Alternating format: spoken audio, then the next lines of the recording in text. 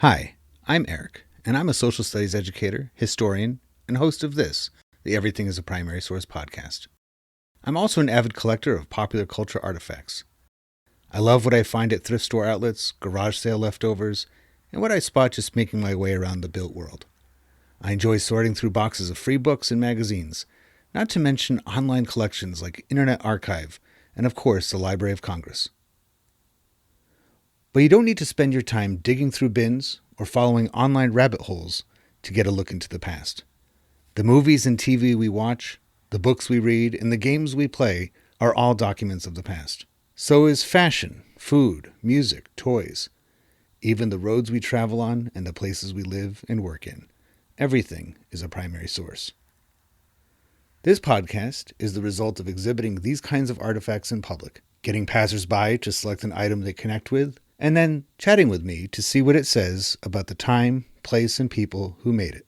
The conversation you are about to hear, therefore, is your history, my history, our history, through popular culture.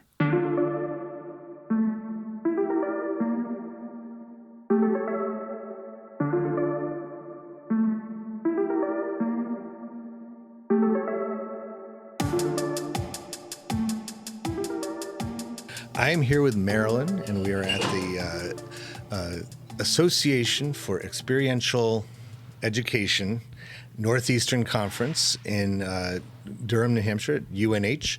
And you came here from not terribly far away, right? Connecticut? Yeah, Hartford area. Okay. And have you been to this conference before? Not in Durham, but because it changes location every year. But over the last 35 years, yeah, several.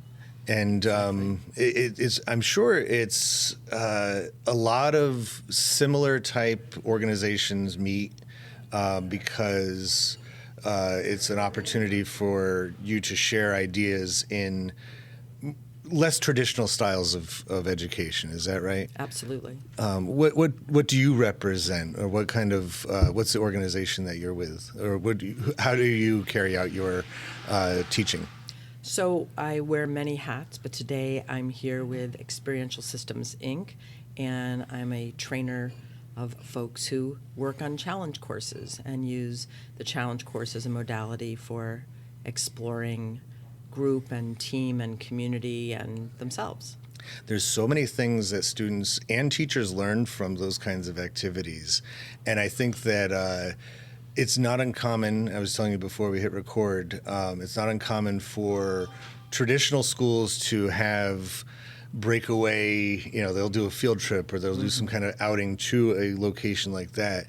And very rarely does that experience not change the students in some way, right? My wife just coordinated a trip, and she was on the trip to a facility north of here that does exactly that. And she said there was some students that had the biggest smiles on their faces, that it was like they unlocked something, that this is the kind of education they've been longing for years. Do you see that on a regular basis too? That just kind of like these moments of clarity almost? That's why I keep doing it. So it's having the privilege of sharing that experience with young and it doesn't matter the age, it doesn't matter what reason they're coming out, whether they're coming with a school group or whether they're doing a professional development from a corporation or a nonprofit, and being able to provide an opportunity for people to have that glow, that moment, that just life enrichment. That's what I do, and I love it. I mean, you kind of every day I go, geez, maybe I shouldn't say this on tape, but I get paid to do that. Yeah. It's like, okay, you want to pay me to do that? Isn't that what 95% of the workforce wants to find in their life, is being paid to do something they love? Something they love, and I just keep doing it because I love it. I've done other things. I wear many hats, as most of us who work in this industry do. It's just those moments are what keep me coming back. Why I'll do programs in the rain and the snow and the mud and the mosquitoes, and it's just to have one of those moments, to be there for somebody else's somebody else's experience like that. I'm getting weepy-eyed. No, well, it's and I think it's warranted. There's plenty of times when, as educators, we feel those moments where we are watching the enrichment actually taking place. Yeah. And knowing that, the most I've ever really done as a social studies teacher is field trips to historic sites and museums. But even then, you can see the things that are affecting their life. So that's I'm a good here segue. Enthusiastically nodding. I know you can't capture that on a podcast, Right. but my head's been nodding up and down and nodding up and down. So you spotted actually last night after I set up this table that I have a game of life from, and this particular version of it is from 1977. So I don't know how much alteration, how many changes took place from the initial version, the earliest versions of this game to later. But you were commenting that you were playing this with your granddaughter. Both of them, yes. Two granddaughters, and they're separated by more than a few years, right? So their perception of this game was probably remarkably different. Do you mind sharing or resharing the way that they interacted with the game of life? Sure. So my 3-year-old grandchild just wanted to drive the car around. She wanted me to pick a car and drive it. And the 15-year-old wanted to play. And our family's not, we don't spend any time on gender roles. We all cook, we all clean, we all work, we all fix the cars. We all, there's no particular gender role assignment. And I was just shocked that when I was playing, my 3-year-old granddaughter had me driving around. She said I had to have a person in the car. And I thought maybe that's because she figured, cars are driven by people, and she was making that connection. And I wasn't even paying attention. I just grabbed a peg, and I put it in, and the peg happened to be blue. And it was thoughtless. I wasn't trying to make any political statements or anything. And she just had a fit, and she pulled the peg out, and she said, no, it has to be pink. And because you're a girl, it has to be pink. And I was like, oh, my gosh, how'd that happen? That my 3-year-old, who actually only has done 2 days a week of preschool, even most recently, like, how did she get that, And the 15-year-old was interested in how you have to stop and be married on the game, and that I should get married. And I was like, well, why? And I it's so see it's a early in rule. the game, too. It's so like early in the game. And we had big discussions about, the trajectory of careers and how much money you made in, if you went to university versus business, or, I just was, I hadn't looked at the game in depth like that for a long time. And it was striking, that it was like, I see what we're promoting here. And well, I'm actually glad to hear that what I was hoping to do with this was actually happening when I wasn't even here. That we're looking at these, in this case, an almost 50-year-old version of life. It's static. It's held in place. It's showing you what the idealized life was in 1977. Whether or not people actually lived exactly as this board is showing is debatable, but it shows that very much this is held in place as some kind of artifact of the late 1970s and what was the social expectations there.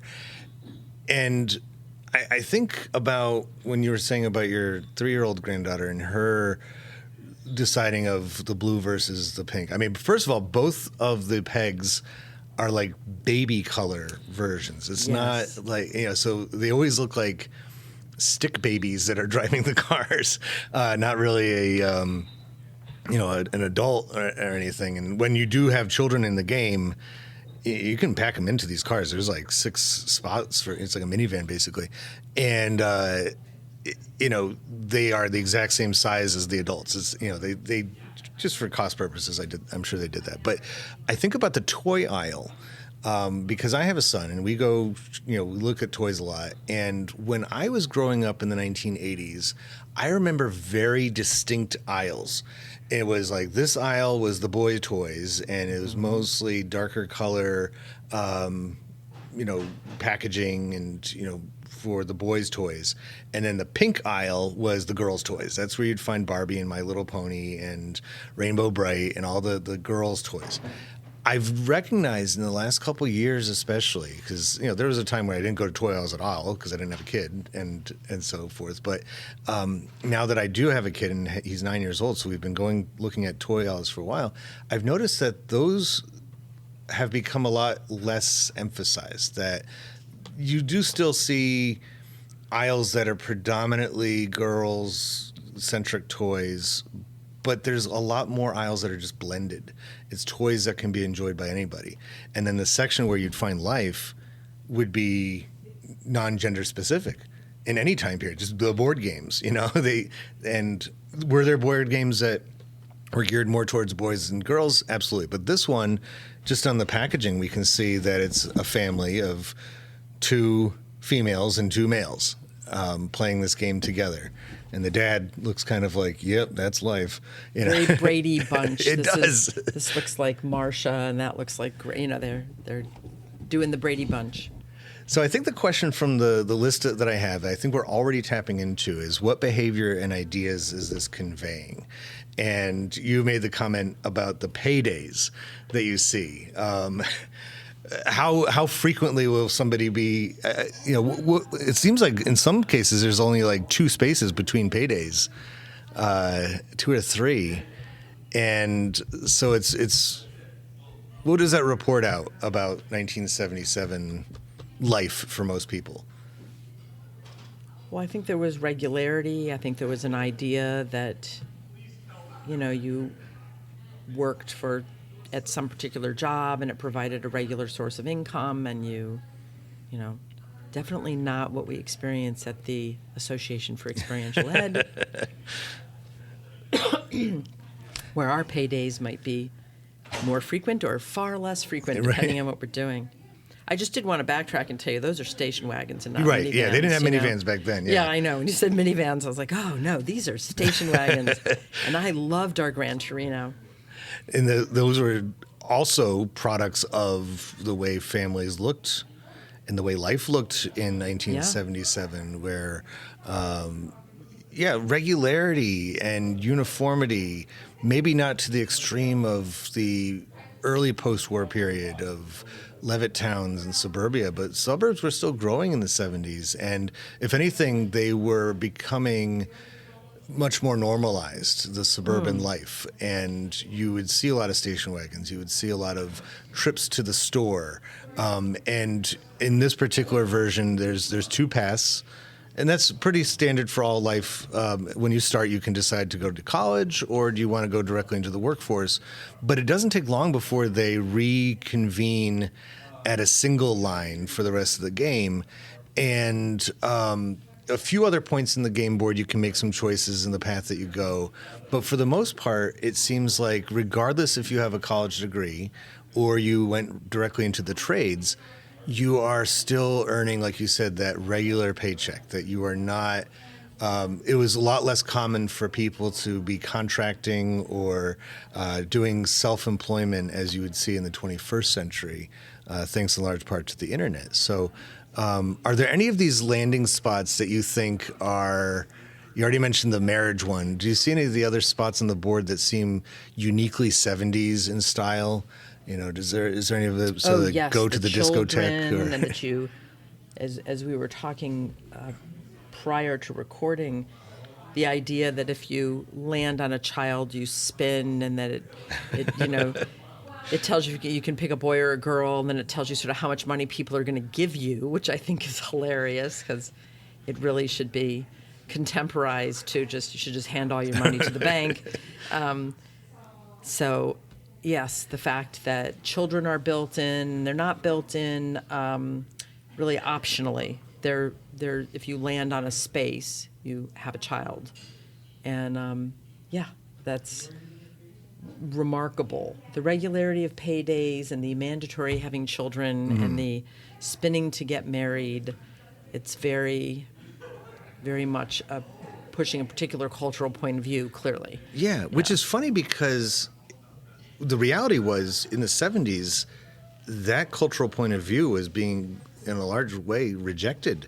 That if you look at birth rates in the 70s compared to previous time periods, there was, I wouldn't say it was necessarily a baby bust, but there was a lot fewer children being born in the late 60s, early 70s than obviously after World War II. And I think that that's usually credited to women making those kinds of decisions that you're describing of, do I even want children? Maybe I'd rather focus on my career. The career woman was something that was emerging in the 70s, not just a working woman, but somebody who was a doctor or a lawyer, somebody who is a profession. And in many cases, I talk about this with my students, I mean, there's a few reasons why a woman would work. One of them is to help put food on the table at home, earn that paycheck because the family needs it. Another reason might be they're a single mom and they have to go to work to care for their family. And a third reason is maybe they just want to.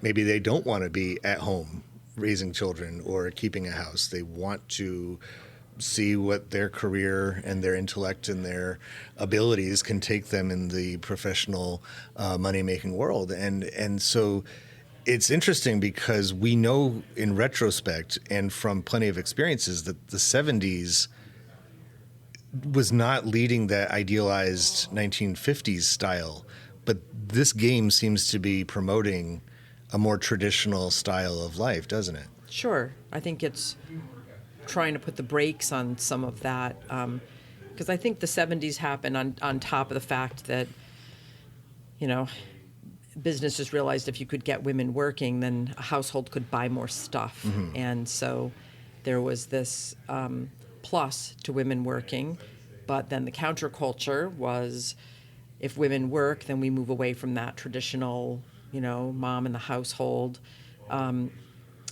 which it also means that we kind of go back to where society, culture, maybe patriarchal culture can also have more control over women. So you have to get married, you have to have a baby. And of course, having children, if that's your sole responsibility, takes up a lot of time that you might use for any other personal endeavor. But I thought it was interesting that at the same time, women being educated was being promoted. So women going to university. So what were you supposed to go to university and get connected to lots of things that were outside of your previous life experience and then not use them because you were going to, read poetry in the kitchen? I don't know. So it was a lot of turmoil for women trying to make choices about, do I become a fully realized human being, or am I a thing in the kitchen, in the family, and not diminishing. I have children myself and grandchildren, love them dearly, not diminishing the role of caretaking and rearing children. But, you know, seeing an option and then being told you can't take it, or the other societal push again of getting women into the work world and creating a daycare industry and a you know, preschool industry. And I mean, preschool is an industry. That this kind of a game shows sort of the cultural pullback, like whoa, hold on, you know. We liked the way things were in the 50s and early 60s. We want the car, yes, but we want to make sure that if dad's in it, mom's next to them. And I mean, I just love the compulsory marriage aspect of life. It's a very like, 70s looking couple too. I think the guy even has big sideburns and it's mustache. Hilarious. If only he had a powder blue suit, then that'd be even better. If you could see the depictions here, I love the poorhouse is, you know, a very nice two-story colonial. At the end of the game, if you go bankrupt, all you get is this two-story colonial, whereas, you know, you become, quote, a millionaire at the end of the game if you pass a certain threshold of financial success, and you get was what then would have been considered a palace, this little depiction. But I just thought it's hilarious that bankruptcy leads to nothing but a mere 2-story colonial. Oh, well, not bad. And I think the last thing we can touch on right now, and maybe I'm skipping over into the where, locations associated with it, is that this is kind of universally applied. It's not regional, but as we approach the end of the 70s, that's the same time period of the Equal Rights Amendment being brought up, and you see regionalism rear its head again, where still in the Southeast, you might have a different attitude of what a woman's role in the household is versus the Northeast, or the West, particularly the space between the Missouri River and California, the Great Plains, had by that point about 100-year-old history of women not having gender assignment roles, that it was everybody was pitching in around the house. And that's why in places like Wyoming was the first state to have women's suffrage protected, and that was 1870s, because there's that recognition of, well, women are part of the household too. They have their own independent, they are a person as well, believe it or not, right? Yeah, and sure. so, but even 100 years out, this game seems to, it just kind of gives a romanticized version of American life. It doesn't stick it into one particular part of the country, but the reality is that the same life wasn't exactly being lived, even as recent as the 1970s, that regionalism still did exist to a certain point in informing the way people behaved. So, but I think the idea was to sort of present this concept, and maybe it's hard for the generation that has had so much more in terms of things to do and games and, Fortnite or whatever. Yeah. The idea that, like, this was it. We had the games you have on your table here. Like, this is what we did as a family. Right. Or you watched what your parents watched on television, because we would never have dreamt of sitting down and grabbing the remote and changing what they were watching. Or having your own TV in another part of the house. Where, Yeah. we had one. And I'm old enough to know when ours turned from black and white to color. I'm not idealizing those days. I'm just saying that I don't know whether today you can understand the impact of this kind of a game, because this was what we had to play. So it didn't matter where you were living in the United States. It didn't matter what your life experience was. This was the game we played. And it had a really specific point of view. Mm-hmm. And so whether you were intentional about analyzing the point of view or not, which none of us were, right. You were really being shown a point of view and consistently playing. We played this a couple times a week, so you would be exposed to this point of view over and over again, and it became the idea of what the American family should be. Yeah. Like that. This was an aspirational game. Milton Bradley. I always found it funny that the business track, the max you could make was $6,000, and then if you go to university, there's all these careers you can get in that make far more, and that was promoting a particular point of view.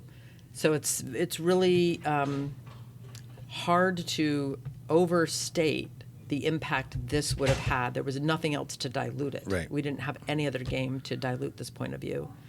And so this was it. This is the point of view, Because Monopoly, I don't know if it was happening in the 70s or not, but Monopoly has been regionalized. Like, you can find, and sometimes they're knockoffs. They're not Parker Brothers official Monopoly boards, but you can. I found one. I didn't bring it today, but I have one at home that's was marketed to Great Britain, and so they don't have any of the same locations on it because they're not in Atlantic City, New Jersey. So they, why would they have it?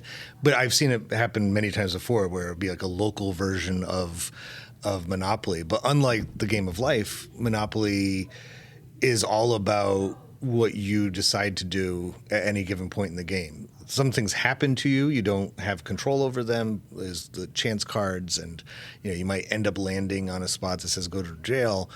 But you do have a lot more choice in as far as what you do, whereas the game of life, there's fewer choices, And whichever choice you take, there's still the same pattern of, things that you just have to have happen to you. So when you arrive at the very end, it's really not anything that you did or didn't do throughout the game that will decide if you win.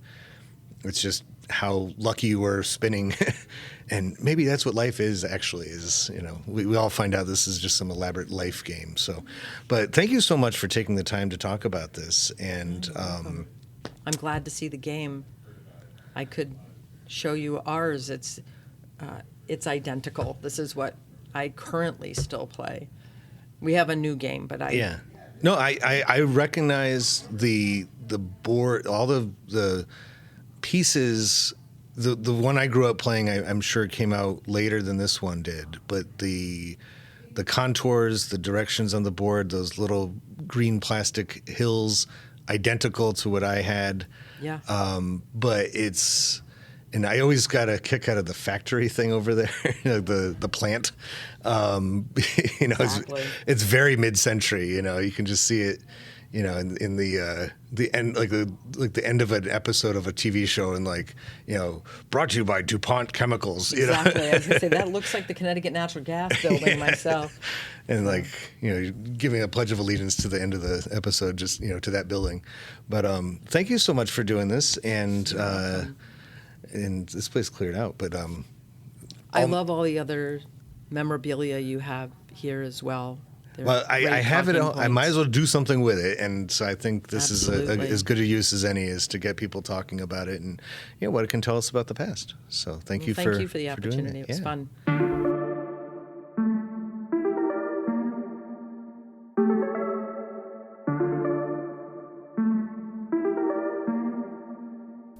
Popular culture, by definition, connects and unites us, and proves that people of different backgrounds, in fact, have a lot in common with one another. I hope you enjoyed this conversation, at least in part, for that reason. If it connects with you and you'd like to add to it, or any of the podcast episodes, just visit everything-history.com and search for the Everything is a Primary Source project, which can be found in the classroom section of the website. We'd love to hear what you have to say. Be sure to rate and share this podcast wherever you are listening to it now, and follow Everything as a Primary Source on social media, including YouTube and especially Instagram. Thank you for listening to the EPS podcast, where everything is a primary source.